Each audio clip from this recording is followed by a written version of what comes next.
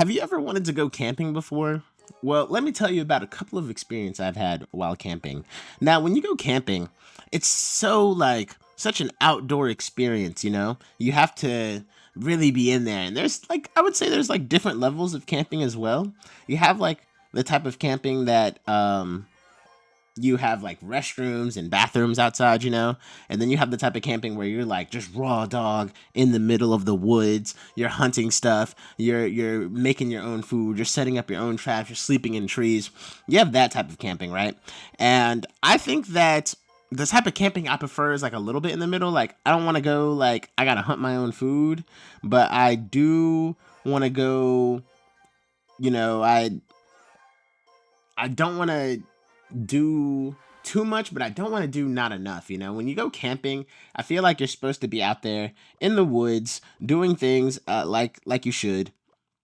And you don't want to just fall for the debate that is, you know, basically just like staying in a hotel outside. I don't really like that feeling, like at all. I think that it's kind of like a waste of time to do that. Some people like the outdoors, but they want the comforts and the luxuries of non-outdoor areas, and I don't really get that. But let's do this. So at least all of that will die. We get some pretty good damage. The ice wizard should die here. Now the issue is going to be defending this. Now I could try to defend it for cheap. Let's do one of these. Hopefully it doesn't hop. All right. And hopefully my goblins can clutch up here. All right, yeah, it's not going to completely clutch up. But I think he spent a lot of elixir there. Get one hit, princess. That's what we love to see. And so throughout my life, I've had a lot of different camping experiences. You know, I was in the Boy Scouts at some point. I was camping with my family a lot. I camped a lot during the coronavirus pandemic. I was doing a lot of camping as well, just because you know everything was closed. You couldn't be like within 6 feet of another person, so it was like the perfect time to go camping. Uh, but now that things are starting to open up, I've wanted to go camping again.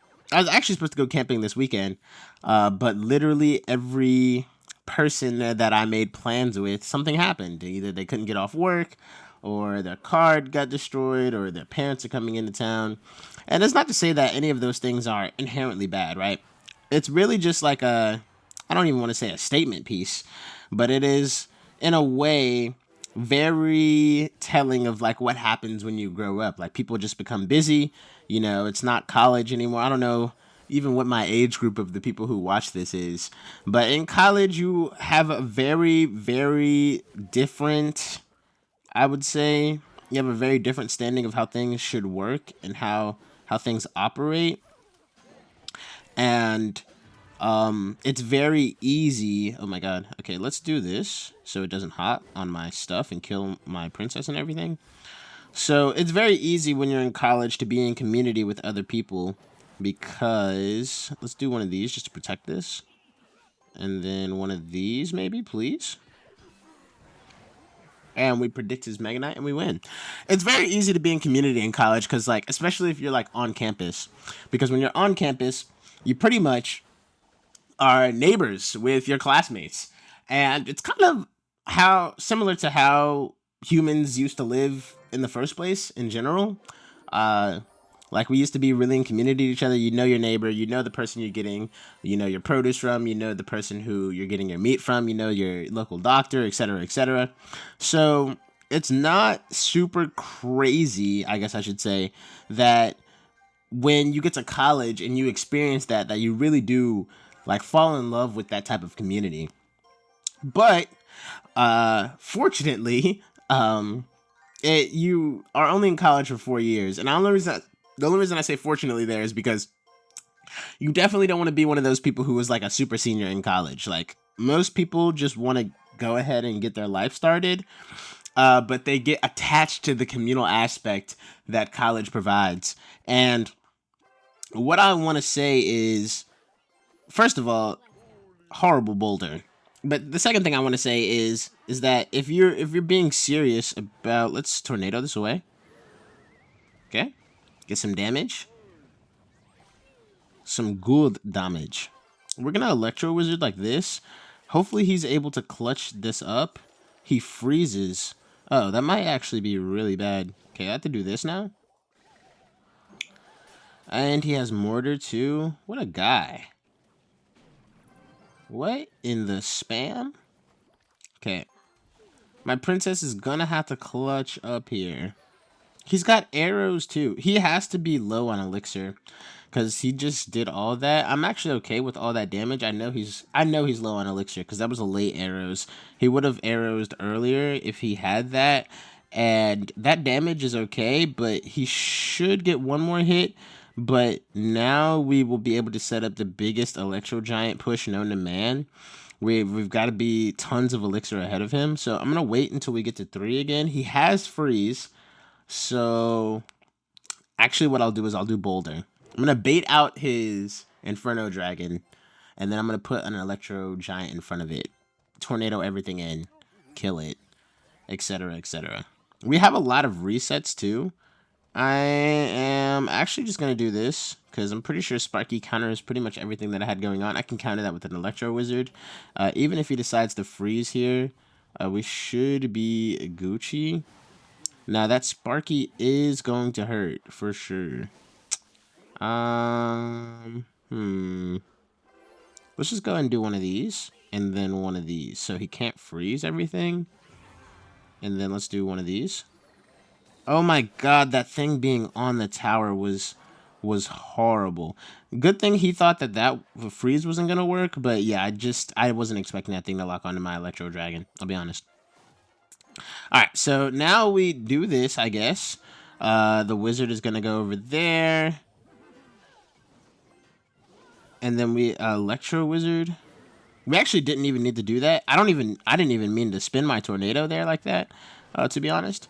But yeah, we get some good damage in. That's going to take his tower if he is not super careful with that. So yeah, let's just continue to get our damage in.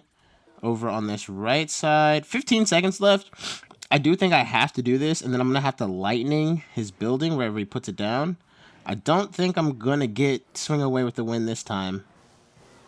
Yeah, he's got freeze and everything. Okay, well, that's a poor game. But does that make sense? Does that make sense what I'm talking about? You're going to lose those college experiences because simply you're just not in college anymore. I mean, that's the truth.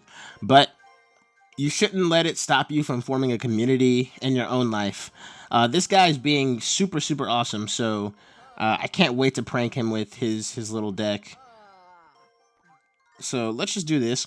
I've been seeing some I guess strange is not the correct word to use there, but I've been seeing just different type of content on the internet, especially when it comes to Clash Royale. There are like a lot of niche Clash Royale YouTubers out there in general, and one that I discovered recently was this channel called Why We Clash. This is Why We Clash. I definitely meant to put that card there. Yep, that's what I meant to do. Let's just have this tank for the Mega Knight for a second. Yeah, just so at least that everything about that dies. And we're getting some good damage. Good damage on the right side. So I'm okay with that. But it's literally just a video of a person and they are sitting in a dark room and they're not speaking and they are just clashing, right? And they're just putting captions over their clash. And to me, I never understood that there was a demographic for that. Also, the person appears to be a woman, so I don't know if that has any bearing on why or why not it is getting so much attention or views or whatever. But one thing that did he really just bomb that for no reason? I'm just gonna cycle for a second, and then I'm gonna have to prank this guy. Okay, I'm definitely gonna go in now. That's for sure. He did just play his barrel over there. Yeah, it's gonna get that there. I cannot freeze all of this. So unfortunately, I'm just gonna have to let that go. Maybe my archer can get a hit on the tower. It's kind of worth it. All right.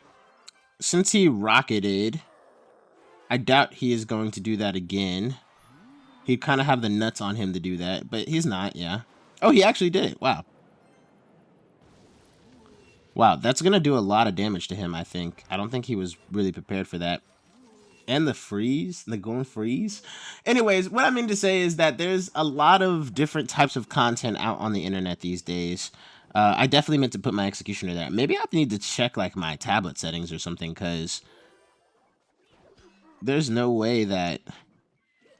Oh my god.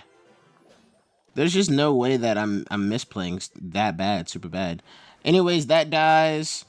He's not going to be able to get a rocket off on all of this. I can kind of just barrel and ghost, and then that should all die.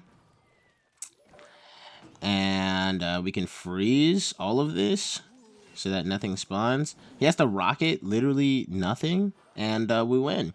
So if you're watching this while we clash, keep going. I know it's like kind of weird content.